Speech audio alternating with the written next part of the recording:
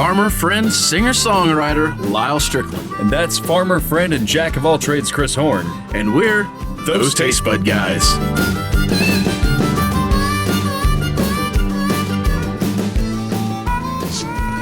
Absolutely. Hey guys, welcome back. Thanks for joining us again.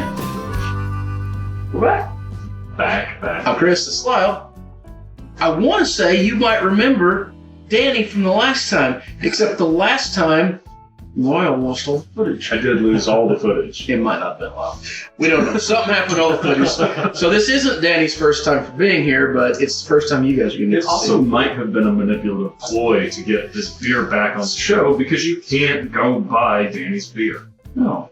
But it does just randomly show up at your door. It does. Why would we have a beer on that you can't go purchase anywhere? Christopher?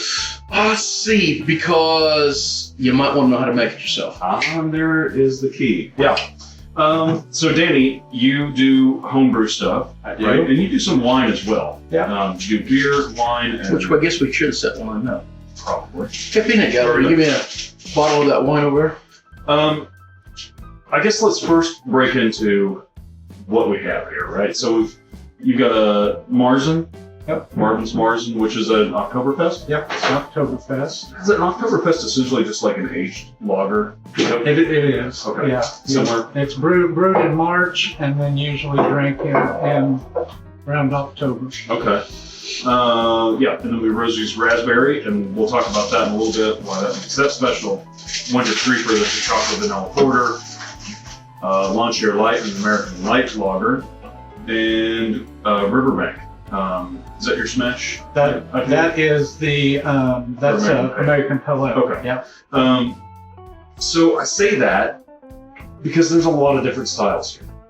Right. I would think that if you were getting into home brewing, like it would take a long time to like branch out. I would brew one thing, probably mess that up 30 times, and then try.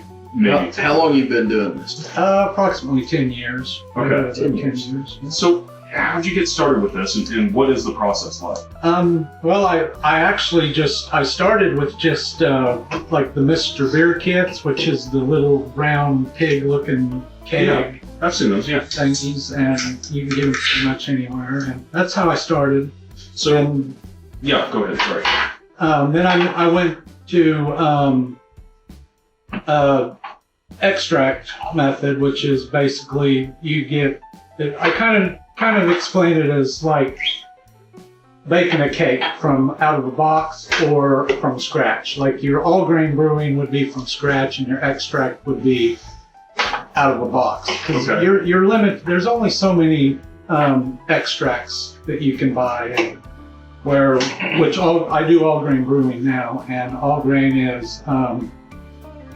Has a lot of controls in it. You have design your recipe the way you want to, and Sorry, this that looks like strawberry soda. it does. Yeah. Sorry. it's pretty dark. Well, so if you were this is insane. My gosh. We'll talk about that here in just. Hey, no, come on! You don't drink it down and top it off. That ain't how this works. So here's what I want to know. Like, so if someone's wanting to get into brewing. I mean, are those kits, is that like the best way to get started? Yeah, that's the best way to get started. I mean, I would actually start with, they make kits at the home brewery and you can buy them, get them online. This is the world's smallest mug we have. Pinky out. You can get them online from like Northwest Brewer and places like that. And they make kits, extract kits that I would suggest starting with that. I mean, that you can have the minimal amount of equipment. Okay. With that, which basically you need a burner, fish fryer, whatever, and a 5-gallon kettle and a something to ferment it in, and an airlock basically. That's all you need. Now, get started. Once it comes to your label, is your label? I know there's a lot of hubbub when you go to resell, but at a homebrew level, when you label something since you're not technically reselling, does it matter? Can you just make your label slapped on there, or is that a whole process you got to go through as well? That's basically how I done it. I would love to get to the point to where I can resell it, but like I say, I don't know. I've kind of looked into like the ins and outs of like what the state requires for selling alcohol, but I haven't really looked into like the label or anything like that. So there's no legality to. You just pop a label on there as long as you're not selling it. As long as I'm not selling it. And you right now you're going under Devil's Canyon Homebrew and Winery, which you guys can find on Facebook and I don't know if you got Instagram. Okay, all that stuff. I assume you'd be up for giving people advice on homebrewing if they want to reach out. Yeah. Okay, so reach out. Cool. Take advantage of that, y'all. Yeah. If you have some kind of interest in that at all, somebody will help. Talk to us about this chocolate vanilla. Let's get to porter. drinking. This is the Winter Creeper. Winter Creeper, it's You said this is 9%. It's 9%. Yeah, I brewed it for kind of winter, warm you up in the winter, and it's more of a Wow, man. it's more, like I said, more of a coffee porter than a chocolate. The vanilla's a little bit lacking. I need to do a little bit of work on that, but this is its first go. So I think of the chocolate, but I think of it as like a really heavy grade dark chocolate to the point where it's got that bitter quotient like to a it, 98%. which for me is. Say it again. Cacao? Yeah, I like it. Cacao. Okay, so for me, it's perfect. I love it. That's what I really like as a really heavy, deep, because I'm not going to chug that. That is a beer I'm going to sit there and just sip on and enjoy. Correct me if I'm And it's wrong, great with stuff. Chris, but I think this is a beer that you and I both can get behind because the body of it is fairly thin, which makes it Which makes it drinkable. It's not very malty. Definitely a porter, not a stout, which those lines are kind of like blurred, correct? They are a little bit blurred. But I think this fits squarely in that porter category. But while it still has like a thinner body to it, which I like, it's got those big, dig down deep flavors that you enjoy in big stouts. Yeah. And this is fantastic. So Thank you, guys. okay, now So it was, not to throw it off track too far, it was about a year ago when Danny was in here, right?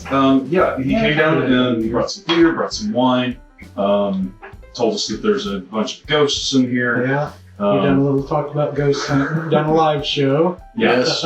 Yeah, you guys can go back and watch our live show, and we did a little ghost hunting. I still don't like to be down here by myself now. Thank you for that, Danny. Appreciate it. I'm a grown-ass man. All right. So this next one is Rosie's Raspberries. Rosie's Raspberries. Okay. This don't even smell real. No, actually, it smells so real that it smells fake. Your raspberries, you pick these from your place, Yes, right? I go around in the spring and pick them. Which is in Devil's Canyon, right? Which is in Devil's Canyon. Raspberries grow in Devil's Canyon, believe it or not. It smells like Jello, like raspberry Jello before you pour it sets. Like you said, And you said it was a wheat.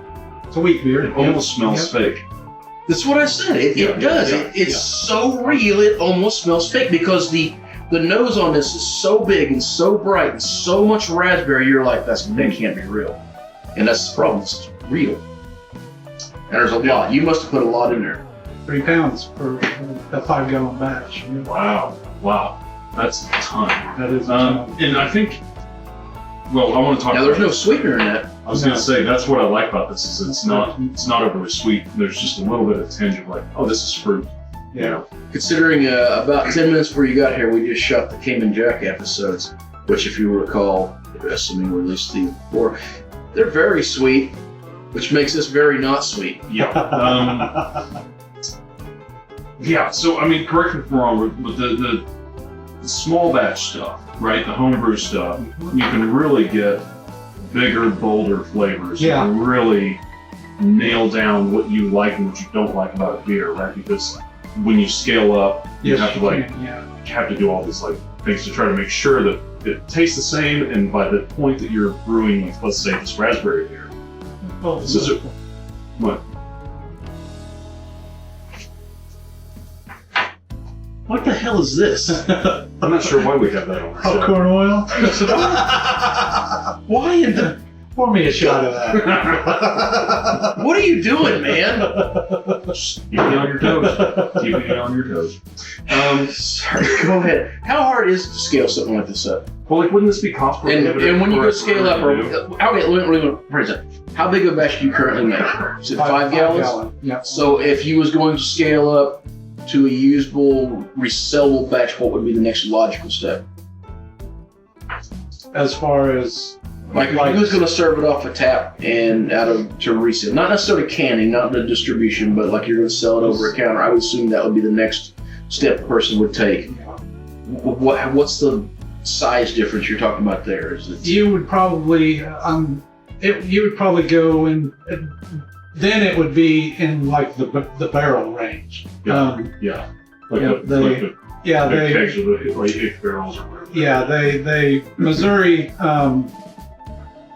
counts your production by barrel instead of gallon or Yeah. batch or whatever, and I think a barrel is like 400 and some gallons. I Okay. think.